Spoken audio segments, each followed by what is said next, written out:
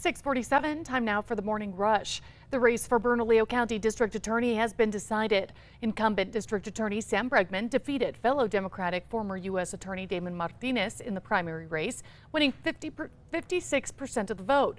Bregman says he intends to keep a hard stance on crime, drugs, and juveniles with guns. All precincts have fully reported their unofficial results as of this morning. According to the Secretary of State, 230,000 ballots have been cast in the primary. That's a voter turnout of 22%. New Mexico's governor is praising President Biden for his recent actions aimed at securing the border. This week, President Biden revealed plans to establish significant restrictions on migrants seeking asylum at the U.S.-Mexico border. The governor issued a statement saying, in part, "I'm encouraged by President Biden's plan to rein in illegal border crossings." Erica.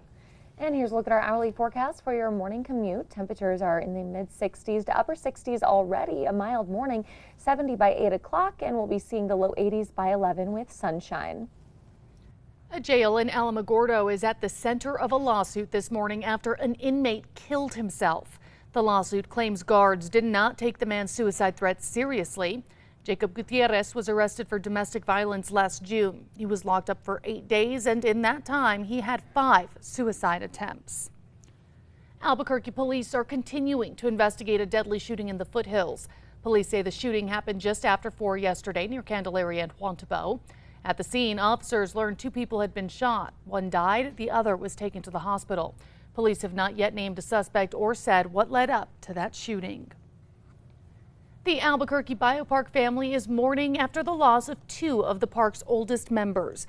11-year-old Cheza has been treated for recurring cancer for several years, and the decision was made to humanely euthanize her on Friday. 15-year-old Frisco, the ocelot, developed a urinary obstruction that was treated, but already had irreversible kidney failure.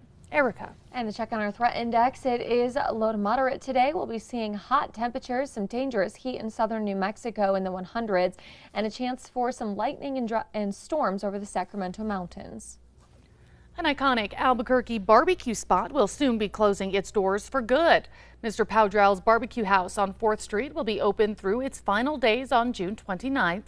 Mr. Powdrell's Barbecue House is hosting a closing celebration on the 4th of July.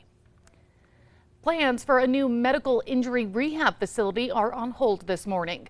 Developers want to put the facility on a plot of land next to the Embassy Suites Hotel near the Big I. But a site plan dating back to 1994 has stopped that project in its tracks. An appeal was submitted and approved. A decision could be made later this month. An engineer at Sandia National Laboratory is working on a way to keep computers from getting too hot.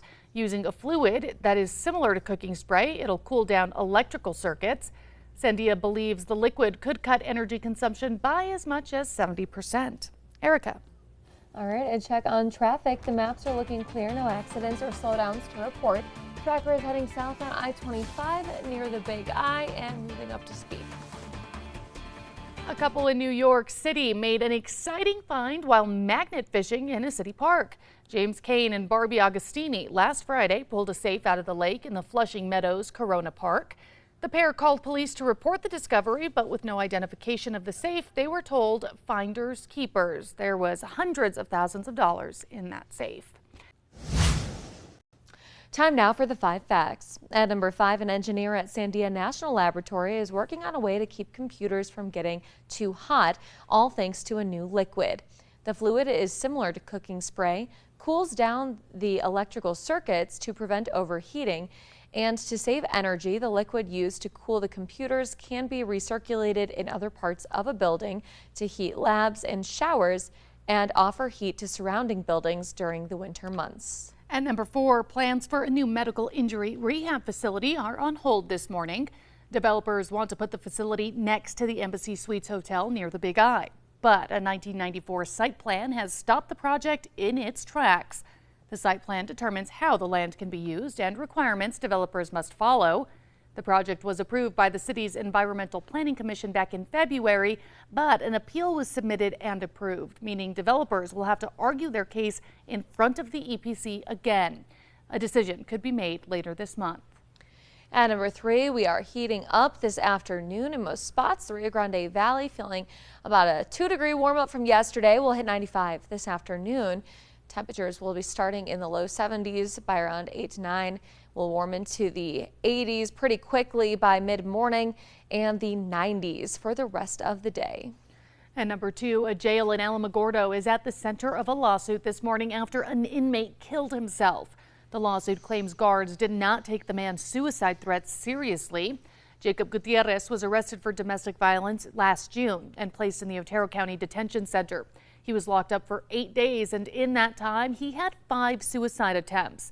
The lawsuit claims the detention center placed him on suicide watch and then ignored him, leading to his death. And at number 1, we're getting a look at what you can expect in the general election later this fall. The race for Bernalillo County District Attorney has been decided, with incumbent Sam Bregman securing another term. Then to Santa Fe this morning, where the race for District Attorney is also decided, with incumbent Mary Carmack Altwise securing that win. In the race to represent New Mexico and Washington, Steve Jones has won the Republican primary for Congressional District 1. He will take on Melanie Stansbury in November. Then in District 2, Democratic Congressman Gabe Vasquez and Republican Yvette Harrell are set for a rematch. In District 3, Republican Sharon Kloshalichich will take on Democratic Congresswoman Teresa Ledger Fernandez. Meanwhile, Democratic Senator Martin Heinrich will go up against GOP challenger and daughter of longtime New Mexico Senator Pete Domenici, Nella Domenici.